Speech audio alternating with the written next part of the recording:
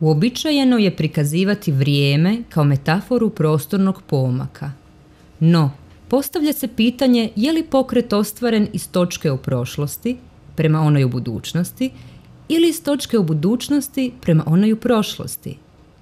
Ukoliko se događaji uzimaju u obzir kao gibanja čvrstih točaka pojavnosti, gibanje je usmjereno iz budućnosti prema prošlosti, jer buduća zbivanja su ona koja još nisu prešla svoju uporišnu točku, a prošla zbivanja jesu. Ako se pojavnost uzima kao pomična točka, sukcesivno povezana sa svakim nizom događaja, gibanje se odvija iz prošlosti prema budućnosti. Posljedica je da vidimo kako događaje dolaze iz budućnosti, dok se mi sami gibamo prema budućnosti. Svaka jedinka identificira se upravo prema svojem sadašnjem stanju u odnosu prema budućnosti ili prošlosti, jer je sadašnje stanje jedino koje pruža neposredno iskustvo. Prihvatimo li nepostojanje linearnog odnosa gibanja pojedinih pojavnosti, određenih isključivo sada i unutar vlastitih perceptivnih datosti, te pojavnosti postaju samodostatni prekidi unutar linearnosti protoka, odnosno pripisujemo im jednotnost posve stranu klasičnim teorijama.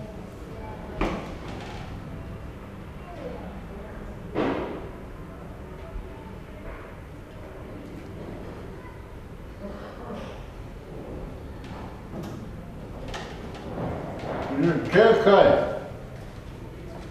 Kod priseče. Može da te vuka gore. Bolje da me vučeš dole. Pa ajde ne mogu dole.